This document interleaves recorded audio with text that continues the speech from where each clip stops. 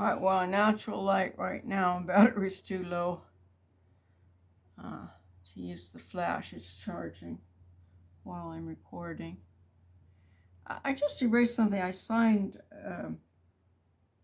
the last one, and it's on that rough paper, and I talked about the advantage of a kneaded eraser. I'm kneading my eraser right now, Knead, kneaded.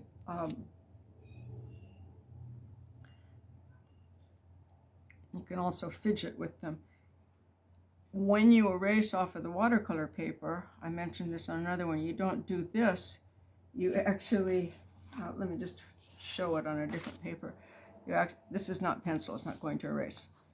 This is photocopy. You actually take this and you kind of do this and kind of press it down into the paper, and you lift out the graphite. You can do that right through the watercolor when it's dry. That's why you use an HB or a 2B pencil or a number 2 pencil, and a soft pencil, so you don't draw hard. You don't press hard when you do your underlying sketch in. And I did do that on this last one just because I wanted to leave a lot of lines in.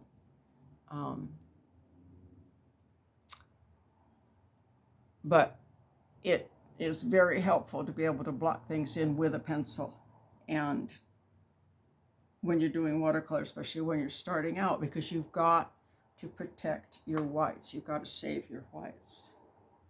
What are these? This, I got a whole box of them. They're a nice all-purpose pencil. It's an HB2 by Stadler, which is a German company that I guess has been bought by a Japanese company, Norika. They're all good. But anyway, this is a nice all-purpose pencil. And a lot of times I use the white erasers. But this is what you use on your watercolor paper when you're starting out and you need to block things in. The thing you need to remember is you're not going to be sitting there and drawing little things that you're going to paint. You have to remember that you're going to be working with a brush and draw. Hold your pencil like this. Learn to hold your pencil like this and draw loosely and in large areas to block in what you want, and then get out of there. Okay? What you're doing is you're going to be saving what you want to be light. Don't worry about the rest of it. Go ahead and start light and build up, and watch the building of this all the way through. It's surprising how it builds along and it doesn't look like anything, and then all of a sudden it looks like something. Now, that's something I'm sharing as well. So I noticed on the other ones that where I went wrong on this, I think I started out right. This is more his neck, and then it turned into his collar instead of his neck. And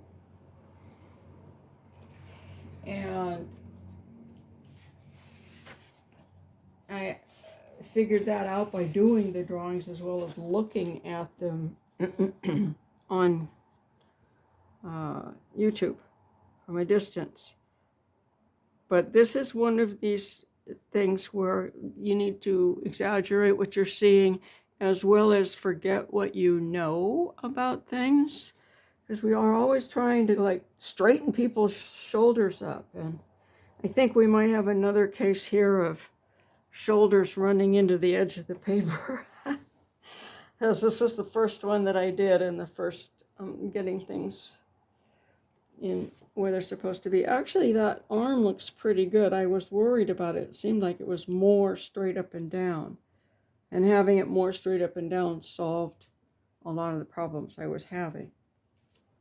Again, when I made it cubist, it came out looking more realistic and more natural and certainly very expressive. My apologies to this man. And my apologies to Scott. I'm not done yet either. Okay. And I also just want to share that this is certainly fun. So this was just my initial response to, oh, here, take this picture and do a picture of it. We'll put them all together. And it was a joke. But a whole bunch of us said, oh, what a good idea. I'll play. So that's what came out of this. And then since that wasn't going to go anywhere, and these other things were happening that I was thinking about visually, I went down these. I went exploring here, and then this, trying to get that situated together, made me think, this is really cubistic. Maybe I should try one like Picasso. There's a there's an abstract show coming up. So then I drew this one. I was just going to draw a thumbnail, and it turned into a whole drawing. And I said, ooh, that's pretty good. I'm going to make a watercolor out of that. And again, the scale of this, and I drew this with pencil, is very different. So again, when I drew it like this. I didn't sit down and try to duplicate. This is drawn, actually I drew this in my sketchbook on my lap, so it probably is a little tighter. Oh, I paid attention to what I was saying, but I don't know if I paid attention to how I was saying it, so I hope I was speaking clearly. And I notice I tend to move my body around a lot when I talk. Okay. I'm going to get this neck and head situated, and I'm also going to stop calling it a neck and a head, because that's another area where we get into problems putting something down on paper that we're seeing in the real world that we know something about, and our right brain starts saying, yeah, and the shoulders go straight across and the neck's in the middle. And your left brain is going, I don't know, man. It's like this is way down there and that's way up there, but I'm not sure what's going on here. Okay, so your right brain is this little spatial color. It's that place we go in our heads when everything quiets down and it's really nice and we're just looking and we're painting and we're going to get down and lick up that paint. It looks so delicious. Yeah, well, we're just down there in that zone. That's where we are. We're in the right side of our brain, and we've shut our left brain down. I used to keep on my stretched watercolor paper, I keep a pencil, and any thoughts that came through my head that were verbal, I just write them there for marginal notes, so that if my left brain started getting restless, I'd give it an outlet. And I can recommend to anybody very seriously and quietly and methodically going through Betty Edwards' drawing on the right side of the brain. That'll clarify that. And there are some exercises that really help your ability to look out there and put it there. Now, I'm talking and we're just staring at this and I'm not doing anything and the light is changing, so let's go. I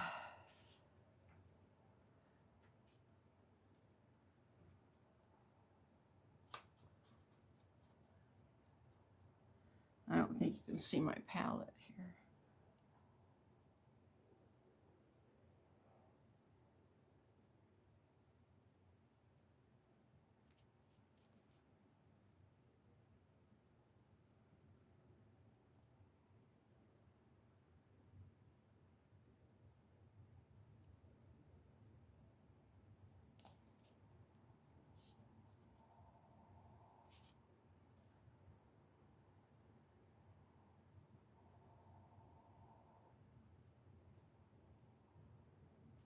You know, these people that hang up that aren't people, that are telemarketers, have an uncanny ability to know exactly when I have sat down with a fully charged brush ready to paint. Not just painting, but sat down ready to paint. They have an uncanny ability.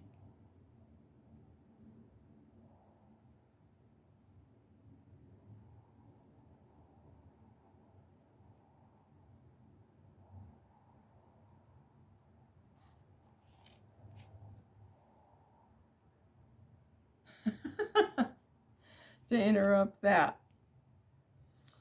Okay. Oh, I noticed when I watched videos this the other day, I'm going to take a little bit of this paint off here. I noticed on that when I took out paint like this is a really soft brush, soft paper, water. I'm not pressing hard, I'm not scrubbing. It makes a real weird scratchy sound, but I'm not scratching at it. And that's just how it comes out on the microphone. Now, that's going to be dark blue. See, in the future, so I can cover it up. I'm trying to make the most of what I've done here. Okay. Still haven't fixed that.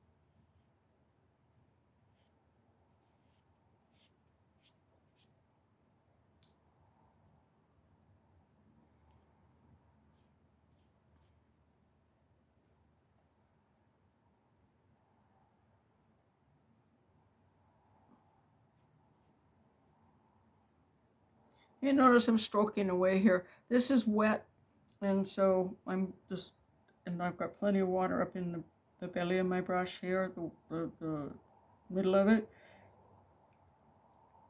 And I'm just tipping it into the watercolor. I'm not touching the pigment directly, I'm touching the watercolor. That's the color on water that's down in the bottom of the wells. And I stick it on there, and I'm sticking it into the water that's already there. Let's see.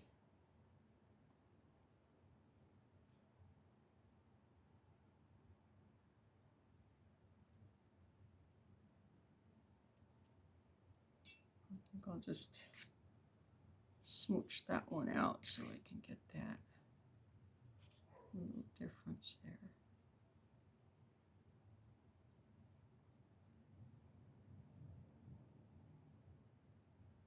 And again, when I'm moving that water around, I actually have more control up in here. So these are balanced to hold like this and like this. Talk about it all the time. It feels so good. Oh my goodness. Well, I'm getting nowhere, and that's okay. That's what happens with watercolors. Let's see. I'm just gonna maybe alter this a little. A different color.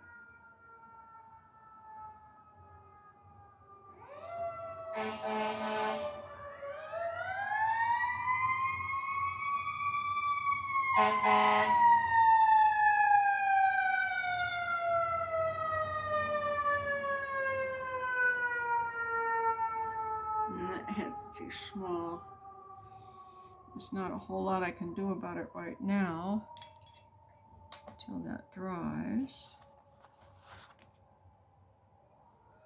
It is August 1st, and it's overcast at the beach. Nice breeze, but it is what we call muggy most other places. All right, I'm going to, there it is. This.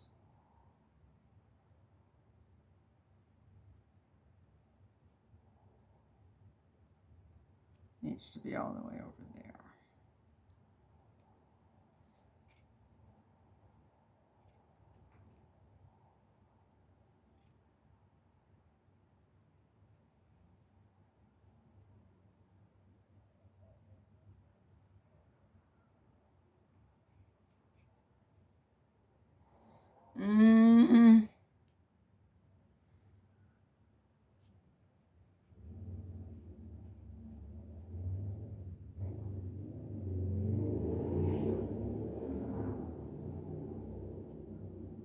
You know what?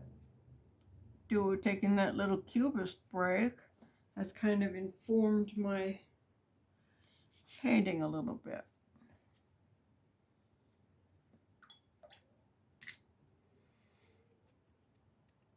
I don't want to have to use white pencil on this one. That's the only time I've ever done that.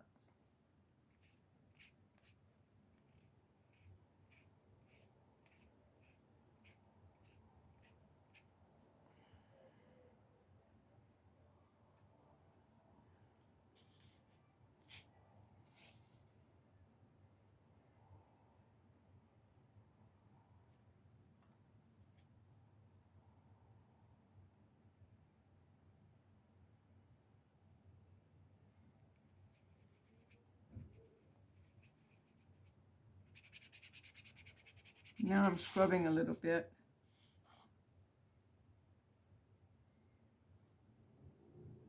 That's something to do with a synthetic brush. I don't have one here. Or a sponge.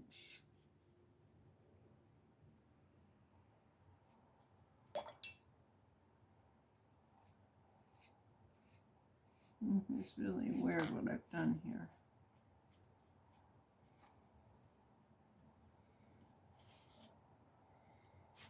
All right, well, I'm waiting for that to dry. I'll move on over here because I'm not going to change that. little bit of this ochre color.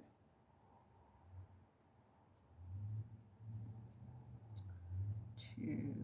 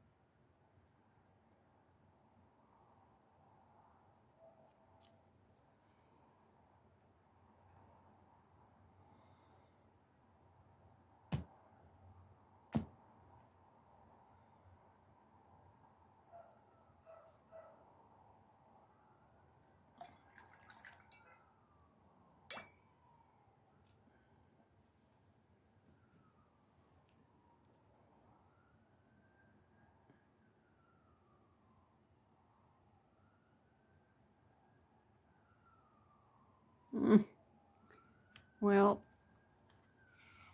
I haven't really been working down there on the bottom. Oh, I did a little bit down here.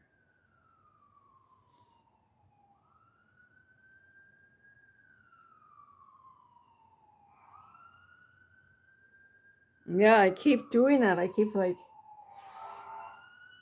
making that straight.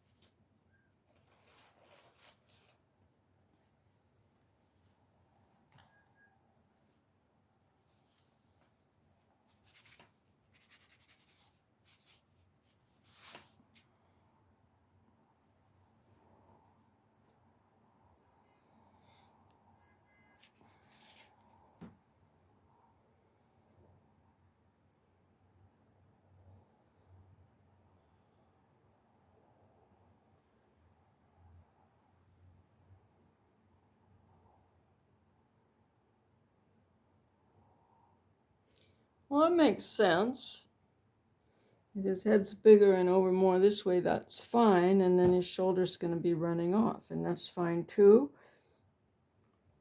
And a bunch of activity over here is going to balance this movement.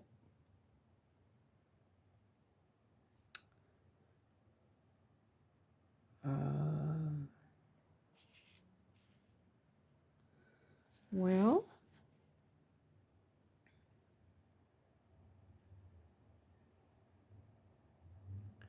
these are coming along. I should finish this one up pretty quickly. I've got another one to start as well. This one. And I have one in my head, but I don't know. Maybe they're all variations on this theme, so all of them together I would like to put in the Terrible Pet Portraits show, the Kitschy Pet Portraits show. I'll have lots of ideas for that. This is one I didn't expect to have. Just, that's the best way to go, though. I'm doing this because it's fun and it's giving me a whole lot of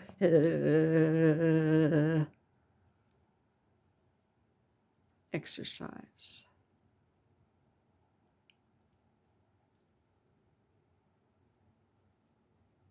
Exercise of my brain, too, getting these different things and following through. It's been a long time since I've had a follow through on a sustained painting like this and a sustained idea. It just was, it really is a very challenging pose. And this is the first response to it. Pretty colors though, isn't it? Quite a difference, even when it gets deep.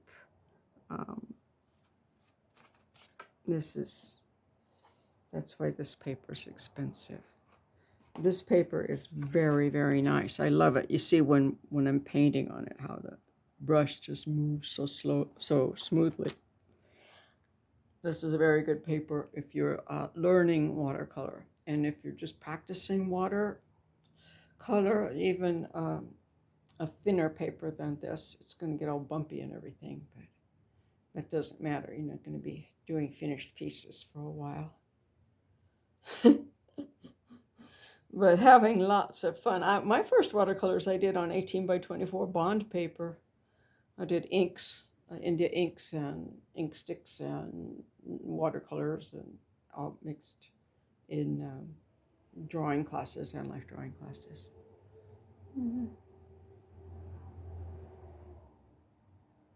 Please subscribe, give me a thumbs up, make a comment, ask me a question.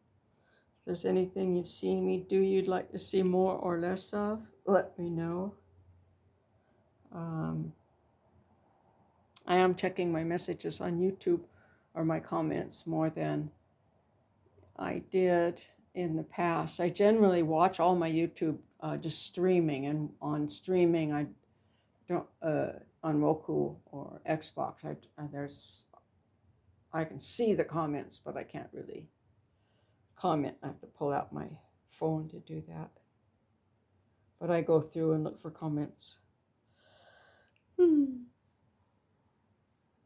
when I edit things. Anyway, thank you so much for watching. I realize I'm just kind of carrying on, but I think I gave myself license to do that. This is such a cute little dog. All right.